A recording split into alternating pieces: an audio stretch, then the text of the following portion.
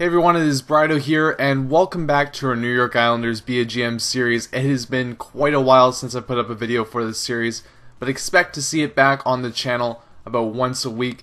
Sorry for the delay of obviously getting back into it. Even at points was considering not doing another episode, but I've decided to actually kind of move my attention back into playing the Be A GM series. I did a lot of GM connected stuff on the channel, and then also off the channel where I was playing a few guys quite a bit.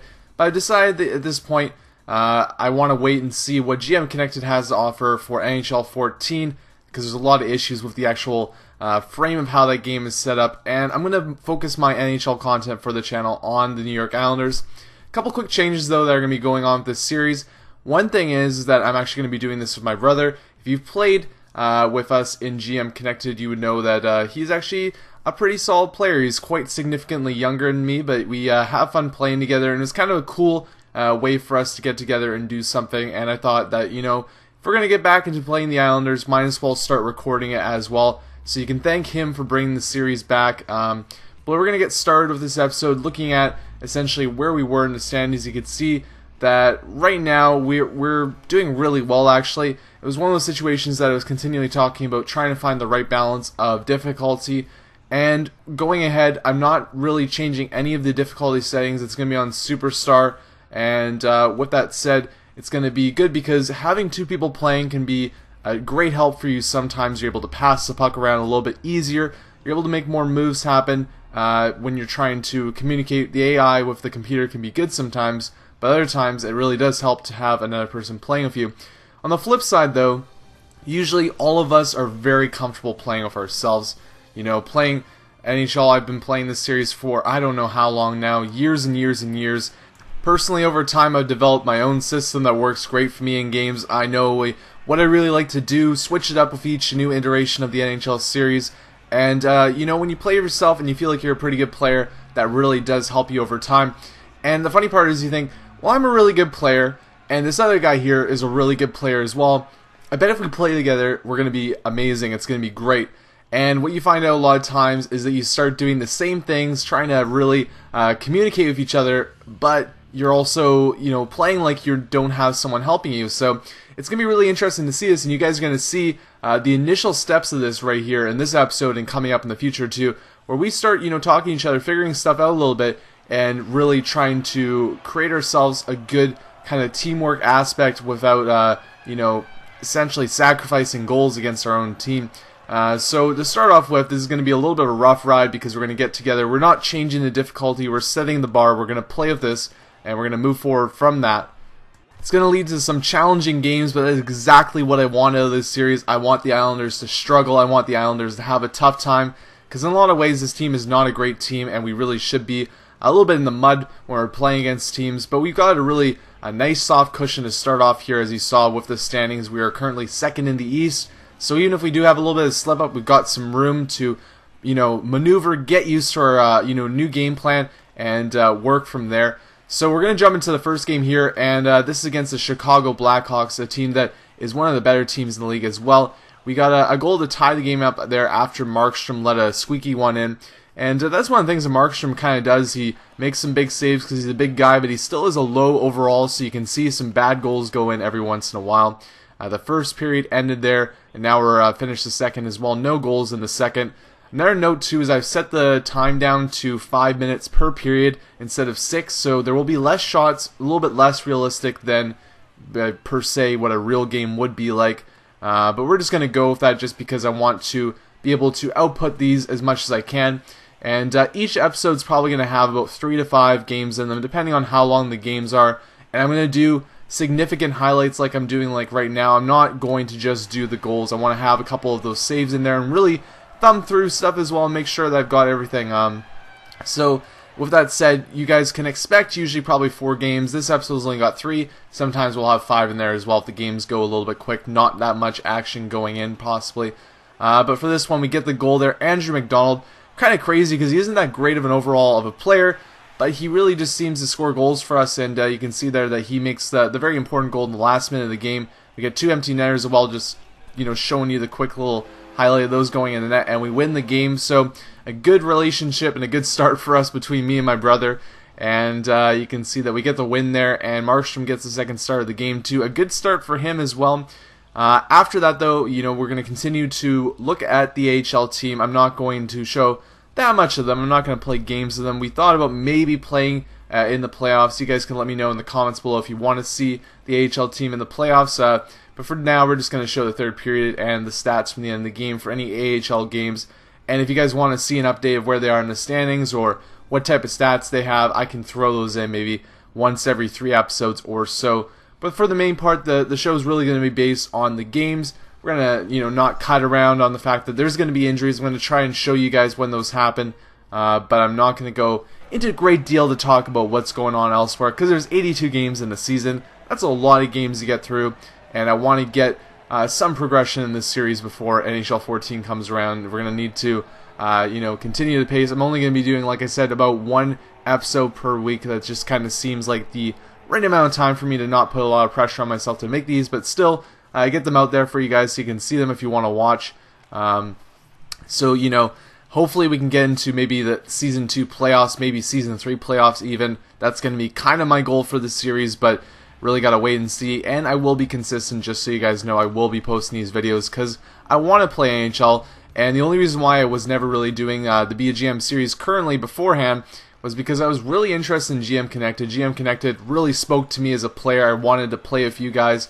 And if you were an NHL fan, you probably got to experience a lot of fun that we had together, because we did that quite often. I had those updating quite a bit, and that meant playing a lot of games.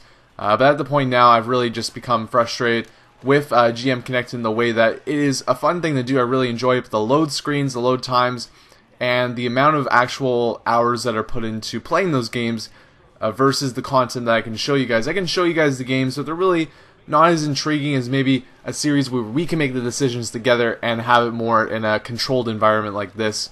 So, I mean, there might be stuff. I don't know if I'm going to completely quit the league. I'm probably going to hand the GM ropes over to someone else for that, but that's all up in the air at this point, and we'll have to wait and see on that in a little bit.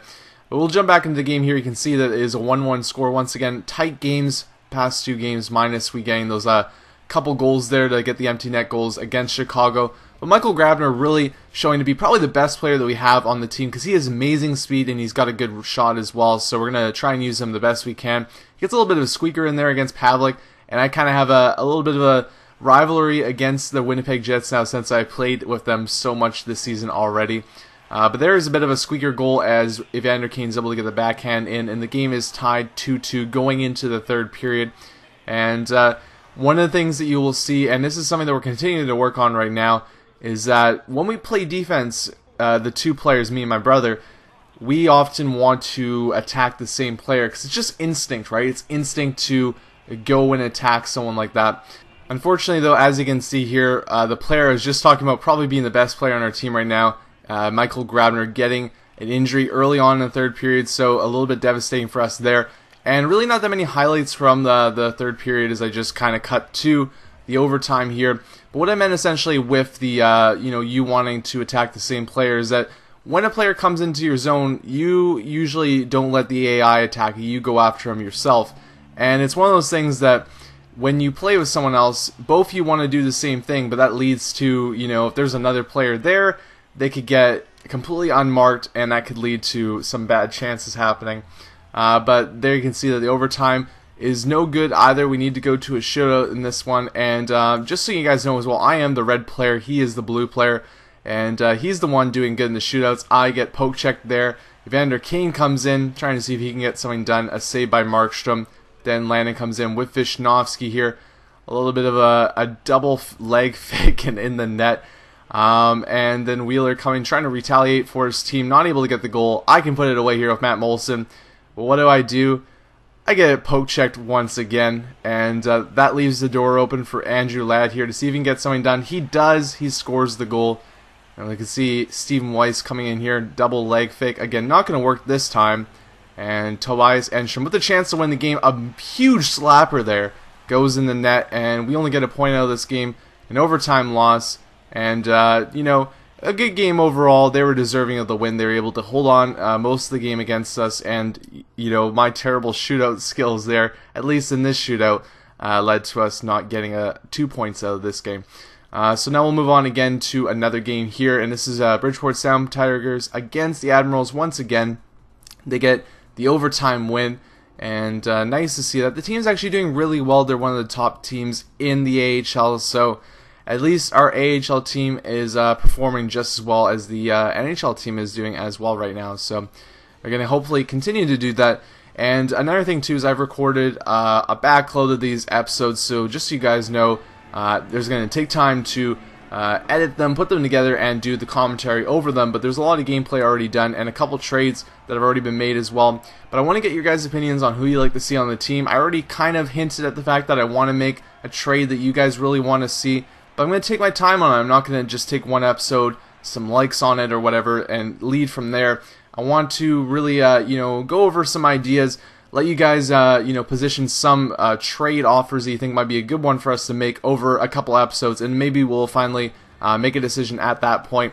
But for the time being, I'm going to make a couple small trades, nothing too major, and I won't ruin anything. I won't ruin the surprises at this point, but just stuff that we potentially run into an injury or anything along those lines. Just a couple players that maybe can boost our farm system a little bit, because right now we have some good players in our farm system, but I wanted to bring in a couple more guys that are kind of, the mid-lower 70 range, where they can make a role as a fourth liner if we need them to, or they could potentially have a good game or a good streak of games. We can call them up in place of somebody else, but not guys that we have to, give that fourth line role or third line role to. I didn't want to really commit ourselves to anything like that at this point. I just wanted to get some more players in there that we could kind of play around with and see what we could do, maybe have some options, so we really have some competitiveness on who's our starting lineup. You can see here we got the first goal of the game, and Minnesota came back quite quickly there. A terrible goal, the second one there. It just kind of went right to the side of Nabokov. Too bad that he couldn't control that at all. He just kind of let it fall to his side, and that was pretty much candy for the Minnesota Wild to put that one in the net. And we're trying to get back in this one here, down a goal, moving a puck around and trying to get some good chances there. We had an injury to Stephen Weiss and Michael Grabner at this point.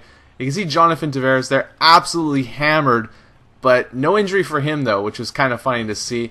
There's Marty Riesener, our fourth line center, on and off again. Gets a really nice pass through the middle and able to put that one away. So the game is tied at 2-2 at this point, and we're going to go into the next period here, the third period, with a chance again to possibly pull something off in this game. But like I said, it's a good starting point here, as the games are very close, which is what I like to see too.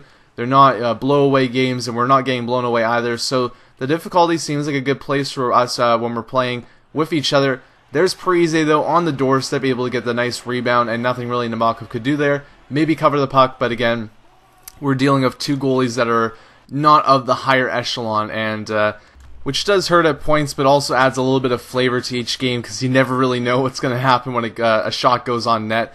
But we still have a chance in this game. We are down 1 goal. Johnny T, though, goes all the way down the ice, gets a great goal there, and the game is tied once again. We're talking about Grabner being our best player. You can make a pretty good argument probably that actually John Tavares, is our best guy. But you know what? Two very impactful players on our team in a real lineup of just guys that are very hard to play with. And I'm not going to completely change the team over time. Well, I want to make some moves, but I'm not going to blow them up. But we're also going to try and bring some players in that are going to be a little bit more impactful and help us out. Hopefully get our team to a point where we're making the playoffs. We're in the playoff position right now, but sometimes I think that's just more or less because we had a good start. We'll have to wait and see where we're really going to be after more of these episodes and more of our playing together. But that's the end of this episode, guys. Mark Strike in the late goal there. We get the 4-3 win, a good win overall. And you guys can stay tuned for more New York Islanders Be A GM series. As I said, each week I'm going to shoot for an episode, and episodes will have about 3 to 5 games in them, depending on how long they are. But for this episode, that will be it, guys. I hope you enjoyed, and see you soon.